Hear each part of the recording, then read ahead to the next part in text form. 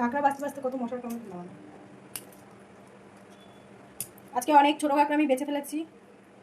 কে কে সব ছোটো কাঁকড়া বাঁচতে পারে অবশ্যই আমাকে বলো, কমেন্ট করো। এগুলো দিয়ে বড়া হবে। এখানে 1 কিলো আছে, আমি প্রায় 500 মতো বেছে ফেলেছি। দেখতে পাচ্ছ বেসিন, তারপরে এই গামলায় কাঁকড়ার বড়া। কাঁকড়া সব ছাড়ানো হয়ে গেছে। আমি তার জন্য এবার চালের গুঁড়ো দিয়ে দিচ্ছি। এটা আতপ চালের গুঁড়ো, এই অল্প অল্প করে দিচ্ছি, 2 মুঠো ব্যাস। তারপরে দেবো আমি নুন, তারপরে দিয়ে দিচ্ছি হলুদ। হলুদ বেশি লাগবে না, অল্প একদম সামান্য। তারপরে এবার দেবো লঙ্কা। লঙ্কাটাকে হালকা একটু কুচিয়ে নিয়েছি মিক্সারে।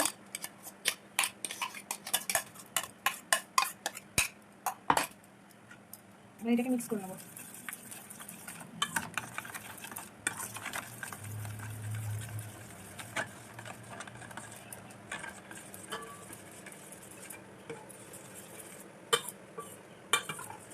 এরপরে এটাকে আমি হালকা তেলে ভেজে নেব। এই হচ্ছে পুরো ব্যাটারটা। এখানে আমি এই যে কড়াই গরমে বসিয়েছি, এরপরে সামান্য একটু তেল দেবো, আর একটু কড়াইটা গরম হবে তারপর।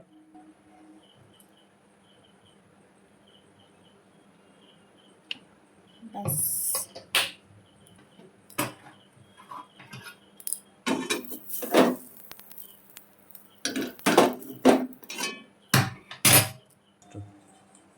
এবার আমি ব্যাটারটা দিয়ে দিচ্ছি।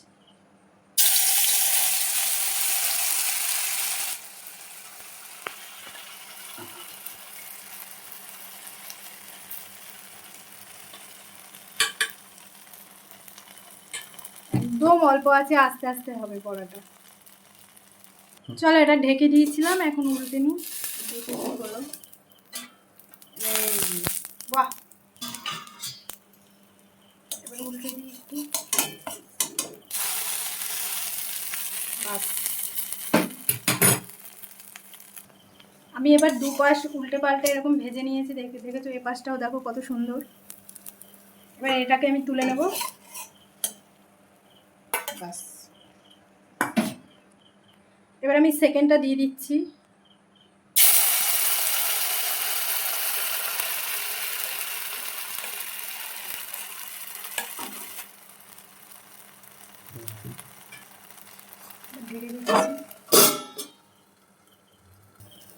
এবার এটা উল্টে নিচ্ছি, উল্টাবো। ঢাকনা খুলে নিলাম। এটা একটু বড় দিয়েছি।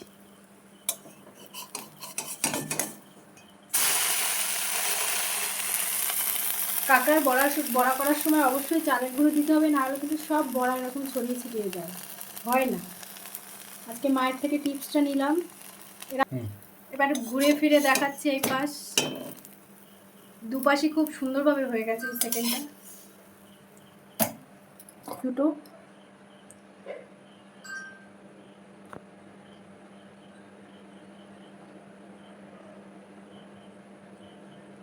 দেখো এখানে কতগুলো বড়া ভেজে নিলাম।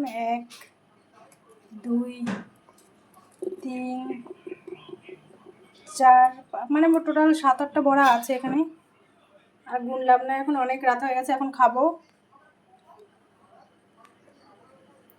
কারা কারা এই বড়া খেতে পছন্দ করে অবশ্যই আমাকে জানিও। টাটা।